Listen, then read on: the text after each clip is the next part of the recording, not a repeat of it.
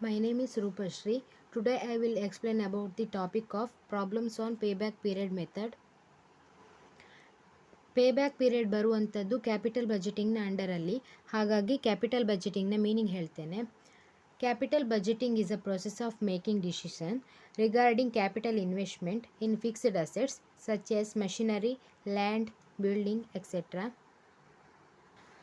Capital budgeting ಅಂದರೆ ಯಾವುದೇ ಒಂದು ಬಿಲ್ಡಿಂಗ್ ಅಥವಾ ಯಾವುದೇ ಫಿಕ್ಸ್ಡ್ ಅಸೆಟ್ ಮೇಲೆ ಹೇಗೆ ಕ್ಯಾಪಿಟಲನ್ನು ಇನ್ವೆಸ್ಟ್ ಮಾಡ್ಬೋದು ಅಂತ ತಗೊಳ್ಳೋ ಡಿಸಿಷನನ್ನು ಕ್ಯಾಪಿಟಲ್ ಬಜೆಟಿಂಗ್ ಅಂತ ಹೇಳ್ತಾರೆ.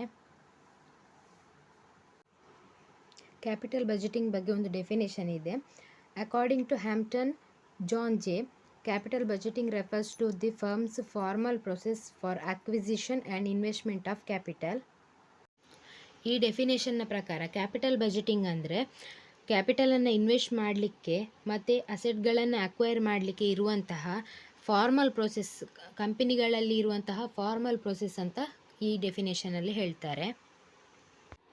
ನೆಕ್ಸ್ಟ್ ಬರೋದು methods of capital budgeting.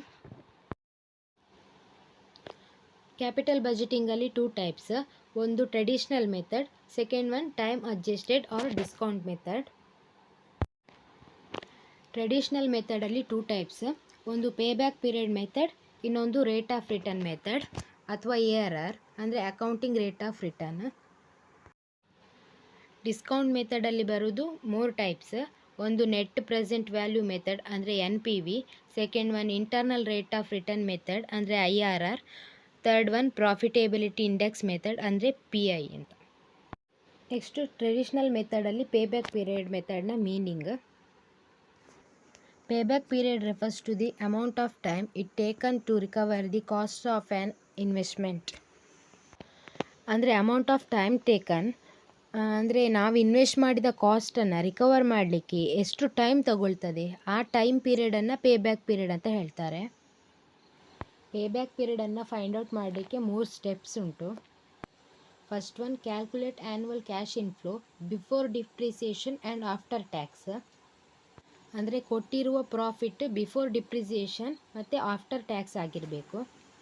Second one, payback period is equal to cost of the project divide by annual cash inflow. Cost of the ಪ್ರಾಜೆಕ್ಟನ್ನು ಆ್ಯನ್ಯುವಲ್ ಕ್ಯಾಶ್ ಇನ್ಫ್ಲೋ ಅಂದರೆ ಪ್ರಾಫಿಟ್ ಬಿಫೋರ್ ಡಿಪ್ರಿಸಿಯೇಷನ್ ಆಫ್ಟರ್ ಟ್ಯಾಕ್ಸಿಂದ divide ಮಾಡಿದಾಗ ನಮಗೆ payback ಪೀರಿಯಡ್ನ time period ಸಿಗ್ತದೆ. Where the annual cash inflows are unequal ಅಂದರೆ ಯಾವಾಗ cash ಇನ್ಫ್ಲೋಸ್ಗಳು unequal ಆಗಿರ್ತದೆ ಆವಾಗ ಹೇಗೆ ಫೈಂಡ್ ಔಟ್ ಮಾಡೋದು ಅಂತ. ಫಾರ್ ಎಕ್ಸಾಂಪಲ್ ಅಂದರೆ ಈಗ ಈಕ್ವಲ್ ಅಂದರೆ annual cash inflow of 20,000 for 8 years ಅಂತ ಕೊಟ್ಟಿರ್ತಾರೆ. ಅಂದರೆ 8 ವರ್ಷಕ್ಕೂ 20,000ನೇ ಆ್ಯನ್ಯುವಲ್ ಕ್ಯಾಶ್ ಇನ್ಫ್ಲೋ ಆಗಿರ್ತದೆ. ಆದರೆ ಅನ್ಈಕ್ವಲಿಗೆ ಹೇಗಿರ್ತದೆ ಅಂದರೆ ಈಗ 8 ವರ್ಷಕ್ಕೆ 8 ರೀತಿಯ ನಂಬರ್ಸನ್ನು ಕೊಟ್ಟಿರ್ತಾರೆ. ಅಂದರೆ 20,000 ಈಚ್ ಇಯರ್ಸಿಗೆ ಇರುವುದಿಲ್ಲ, ಇಯರಿಗೆ ಚೇಂಜ್ ಆಗ್ತಾ ಹೋಗ್ತದೆ ಅಮೌಂಟ್. ಆ್ಯನ್ಯುವಲ್ ಕ್ಯಾಶ್ ಇನ್ಫ್ಲೋಗಳು ಅನ್ಈಕ್ವಲ್ ಇದ್ದಾಗ ಹೇಗೆ ಪೇಬ್ಯಾಕ್ ಪೀರಿಯಡನ್ನು ಫೈಂಡ್ ಔಟ್ ಮಾಡೋದಂದರೆ ಕೊಟ್ಟಿರುವ ಕ್ಯಾಶ್ ಇನ್ಫ್ಲೋಗಳನ್ನು ಆ್ಯಡ್ ಮಾಡ್ತಾ ಹೋಗಬೇಕು. ಎಲ್ಲಿಯವರೆಗೆ ಅಂದರೆ ಕಾಸ್ಟ್ ಆಫ್ ದಿ ಪ್ರಾಜೆಕ್ಟಿಗೆ ಈಕ್ವಲ್ ಆಗೋ ತನಕ. ನೆಕ್ಸ್ಟ್ ಅಲ್ಲಿ ಸಿಕ್ಕ ಪೀರಿಯಡನ್ನು ನಾವು ಪೇಬ್ಯಾಕ್ ಪೀರಿಯಡ್ ಅಂತ ಹೇಳ್ತೇವೆ. Next first problem, a project cost ₹1 lakh and generates an annual cash inflow of ₹20,000 for 8 years. Calculate its payback period. ಅಂದರೆ ಒಂದು ಪ್ರಾಜೆಕ್ಟ್ನ ಕಾಸ್ಟ್ 1 ಲಕ್ಷ ಆಗಿರ್ತದೆ. ಇದರ annual cash inflow for 8 years ಅಂದರೆ 8 ವರ್ಷಕ್ಕಿದ್ರೆ ಆ್ಯನ್ಯುವಲ್ ಕ್ಯಾಶ್ ಇನ್ಫ್ಲೋ 20,000 ಆಗಿರ್ತದೆ. ಹಾಗಾದರೆ ಇದರ ಪೇಬ್ಯಾಕ್ ಪೀರಿಯಡ್ ಎಷ್ಟು ಅಂತ ಕೇಳಿದ್ದಾರೆ. ಸ್ಟೆಪ್ 1, ಕೊಟ್ಟಿರುವ ಪ್ರಾಬ್ಲಮಲ್ಲಿ ಆ್ಯನ್ಯುವಲ್ ಕ್ಯಾಶ್ ಇನ್ಫ್ಲೋ ಎಷ್ಟಿದೆ ಅಂತ ನೋಡ್ಕೋಬೇಕು. ಈ ಪ್ರಾಬ್ಲಮಲ್ಲಿ ಆ್ಯನ್ಯುವಲ್ ಕ್ಯಾಶ್ ಇನ್ಫ್ಲೋ 20,000 ಕೊಟ್ಟಿದ್ದಾರೆ. ಕೊಟ್ಟಿರುವ ಪ್ರಾಫಿಟ್ ಅಂದರೆ ಆ್ಯನ್ಯುವಲ್ ಕ್ಯಾಶ್ ಇನ್ಫ್ಲೋ ಪ್ರಾಬ್ಲಮಲ್ಲಿ ಬಿಫೋರ್ ಡಿಪ್ರಿಸಿಯೇಷನ್ ಆಫ್ಟರ್ ಟ್ಯಾಕ್ಸ್ ಇದೆಯಾ ಅಂತ ನೋಡ್ಕೋಬೇಕು. ಏನು ಮೆನ್ಷನ್ ಮಾಡಲಿಲ್ಲ ಅಂದರೆ ಬಿಫೋರ್ ಡಿಪ್ರಿಸಿಯೇಷನ್ ಆಫ್ಟರ್ ಟ್ಯಾಕ್ಸ್ ಅಂತಲೇ ಅಸ್ಯೂಮ್ ಮಾಡಿಕೊಂಡು ತಗೋಬೇಕು. Step 2, payback period is equal to cost of the project divide by annual cash inflow. ಈ ಪ್ರಾಬ್ಲಮಲ್ಲಿ ಕಾಸ್ಟ್ ಆಫ್ ದಿ ಪ್ರಾಜೆಕ್ಟ್ ಮತ್ತು ಆ್ಯನ್ಯುವಲ್ ಕ್ಯಾಶ್ ಇನ್ಫ್ಲೋ ಎರಡನ್ನೂ ಕೊಟ್ಟಿದ್ದಾರೆ. ಹಾಗಾಗಿ ಅಮೌಂಟನ್ನು ಈ ಫಾರ್ಮುಲಾಕ್ಕೆ ಹಾಕಿ ಡಿವೈಡ್ ಮಾಡಬೇಕು. Cost of the project 1 lakh, annual cash inflow 20,000. ಹಾಗಾಗಿ 1 lakh ಡಿವೈಡ್ ಬೈ 20,000 ಮಾಡಿದಾಗ 5 ಬರ್ತದೆ. ಆದ್ದರಿಂದ ಪೇಬ್ಯಾಕ್ ಪೀರಿಯಡ್ 5 ಇಯರ್ಸ್ ಆಗ್ತದೆ.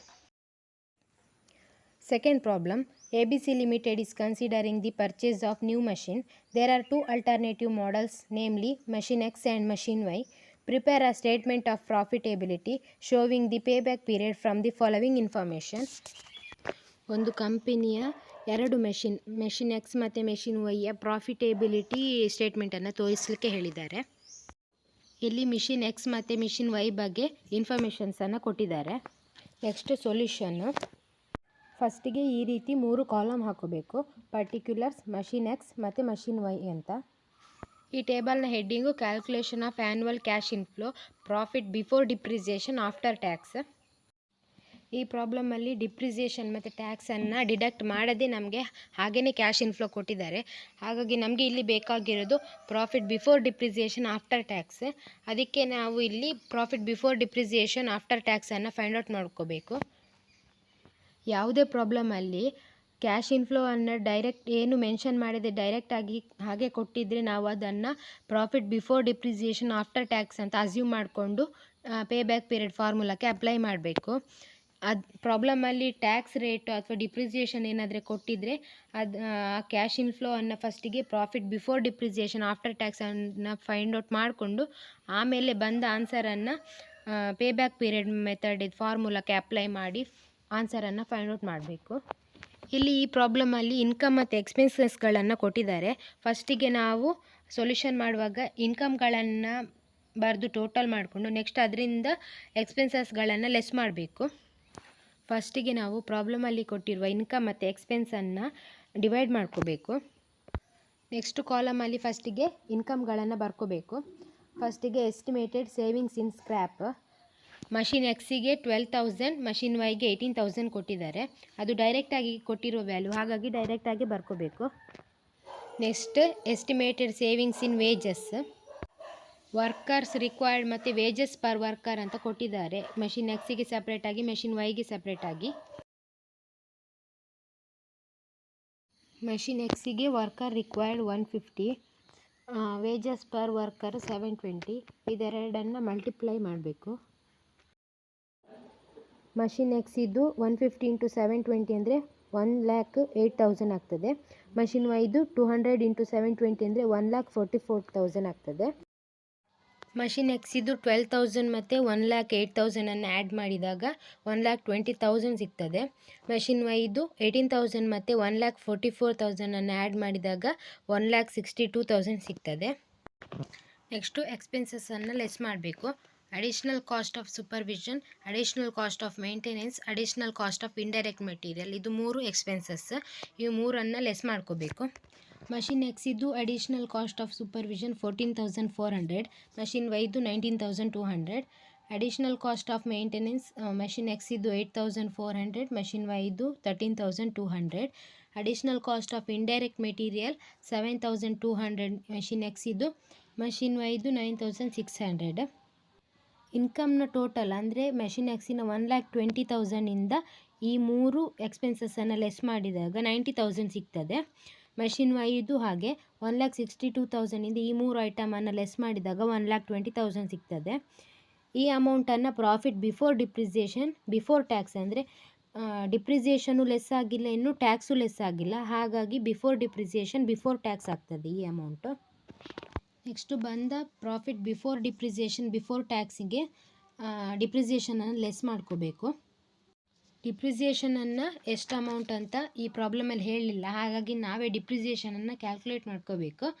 ನಾವು ಈ ಪ್ರಾಬ್ಲಮಲ್ಲಿ ಸ್ಟ್ರೈಟ್ ಲೈನ್ ಮೆಥಡ್ ಮೂಲಕ ಡಿಪ್ರಿಸಿಯೇಷನನ್ನು ಕ್ಯಾಲ್ಕುಲೇಟ್ ಮಾಡ್ತೇವೆ. Calculation of depreciation in straight line method. Depreciation is equal to cost of the asset minus scrap value divided by estimated life of the asset. ಫಸ್ಟಿಗೆ machine X ಇದು depreciation calculate ಮಾಡುವ.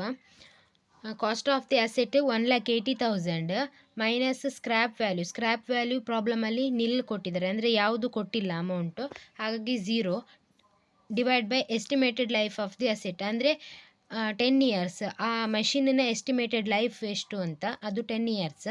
1,80,000 minus 0 ಅಂದರೆ 1,80,000 ಆಗ್ತದೆ. 1,80,000 divide by 10 ಅಂದರೆ 18,000. ಹಾಗಾಗಿ depreciation of machine X is equal to 18,000. Next depreciation on machine Y. Cost of the asset 3 lakh minus scrap value 0 divided by estimated life of the asset 15. 3 lakh minus 0 ಅಂದರೆ 3 lakh divided by 15. 3 lakh divided by 15 ಅಂದರೆ 20,000. ಹಾಗಾಗಿ depreciation on machine Y is equal to 20,000. ಬಂದ depreciation amount 18,000 ಮತ್ತು 20,000 ಮೇಲೆ ಬಂದಿರುವಂತಹ answer ಅಂದರೆ profit before depreciation before ಟ್ಯಾಕ್ಸಿನ ಅಮೌಂಟಿಂದ ಲೆಸ್ ಮಾಡ್ಕೋಬೇಕು. ಮೆಷಿನ್ ಎಕ್ಸಿನ 90,000 ಮೈನಸ್ 18,000 ಅಂದರೆ 72,000. ಮೆಷಿನ್ ವೈದು 1,20,000 ಮೈನಸ್ 20,000 ಅಂದರೆ 1 lakh. ಈ ಬಂದ amount profit after depreciation before tax. ಅಂದರೆ ಡಿಪ್ರಿಸಿಯೇಷನ್ ಡಿಡಕ್ಟ್ ಆಗಿದೆ ಆದರೆ ಟ್ಯಾಕ್ಸ್ ಇನ್ನೂ ಡಿಡಕ್ಟ್ ಆಗಿಲ್ಲ, ಹಾಗಾಗಿ profit after depreciation before tax. ಮೇಲೆ ಬಂದ profit after depreciation and before tax ಅಮೌಂಟಿಂದ ಟ್ಯಾಕ್ಸನ್ನು ಡಿಡಕ್ಟ್ ಮಾಡಬೇಕು. ಟ್ಯಾಕ್ಸ್ ರೇಟನ್ನು ಪ್ರಾಬ್ಲಮಲ್ಲೇ ಕೊಟ್ಟಿದ್ದಾರೆ 50% ಅಂತ. ಹಾಗಾಗಿ ಮೇಲೆ ಬಂದ ಮೆಷಿನ್ ಎಕ್ಸಿನ 72,000 ಮೇಲೆ 50% ಡಿವೈಡ್ ಮಾಡ್ಕೋಬೇಕು. 72,000 ಇಂಟು 50/100 ಅಂದರೆ 36,000. ಮೆಷಿನ್ ಇದು 1 lakh ಇಂಟು 50/100 ಅಂದರೆ 50,000. Profit after depreciation and before ಟ್ಯಾಕ್ಸಿಂದ ಬಂದ ಟ್ಯಾಕ್ಸನ್ನು ಲೆಸ್ ಮಾಡಿದಾಗ profit after depreciation after tax ಸಿಗ್ತದೆ. ಅಂದರೆ 72,000ಇಂದ 36,000 ಮೈನಸ್ ಮಾಡಿದಾಗ 36,000 ಸಿಗ್ತದೆ. 1 lakhinದ 50,000 ಮೈನಸ್ ಮಾಡಿದಾಗ 50,000 ಸಿಗ್ತದೆ. ಇದು profit after depreciation and after tax. ಅಂದರೆ ಡಿಪ್ರಿಸಿಯೇಷನ್ ಸಹ ಲೆಸ್ ಆಗಿದೆ, ಟ್ಯಾಕ್ಸ್ ಸಹ ಲೆಸ್ ಆಗಿದೆ, ಹಾಗಾಗಿ ಆಫ್ಟರ್ ಡಿಪ್ರಿಸಿಯೇಷನ್ ಆಫ್ಟರ್ ಟ್ಯಾಕ್ಸ್. ಆದರೆ ನಮಗಿಲ್ಲಿ ಬೇಕಾಗಿರೋದು profit before depreciation and after tax. ಹಾಗಾಗಿ ಒಂದ್ಸಲಿ ಲೆಸ್ ಮಾಡಿದ ಡಿಪ್ರಿಸಿಯೇಷನನ್ನು ಪುನಃ ಆ್ಯಡ್ ಮಾಡಬೇಕು, ಆಗ ನಮಗೆ profit before depreciation and after tax ಸಿಗ್ತದೆ. ಹಾಗಾಗಿ ಆ್ಯಡ್ ಡಿಪ್ರಿಸಿಯೇಷನ್, ಮೆಷಿನ್ ಎಕ್ಸಿಗೆ 18,000 ಡಿಪ್ರಿಸಿಯೇಷನ್, ಮೆಷಿನ್ ವೈಗೆ 20,000 ಡಿಪ್ರಿಸಿಯೇಷನ್. ಮೇಲೆ ಬಂದ ಪ್ರಾಫಿಟ್ ಆಫ್ಟರ್ ಡಿಪ್ರಿಸಿಯೇಷನ್ ಆಫ್ಟರ್ ಟ್ಯಾಕ್ಸ್ನ ಅಮೌಂಟಿಗೆ 18,000 ಆ್ಯಡ್ ಮಾಡಬೇಕು. ಮೆಷಿನ್ ಎಕ್ಸ್ ಇದು 36,000 ಪ್ಲಸ್ 18,000 ಅಂದರೆ 54,000. ಮೆಷಿನ್ ವೈದು 50,000 ಪ್ಲಸ್ 20,000 ಅಂದರೆ 70,000. ಈ amount profit before depreciation and after tax. ಅಂದರೆ ಒಂದು ಸತಿ ಲೆಸ್ ಮಾಡಿದ ಡಿಪ್ರಿಸಿಯೇಷನನ್ನು ಪುನಃ ಆ್ಯಡ್ ಮಾಡಿದ್ದೇವೆ, ಹಾಗಾಗಿ profit before depreciation and after tax. Next step 2 ಅಲ್ಲಿ ಪೇಬ್ಯಾಕ್ ಪೀರಿಯಡನ್ನು ಕ್ಯಾಲ್ಕುಲೇಟ್ ಮಾಡೋದು. Payback period is equal to cost of the machine divided by annual cash in flow.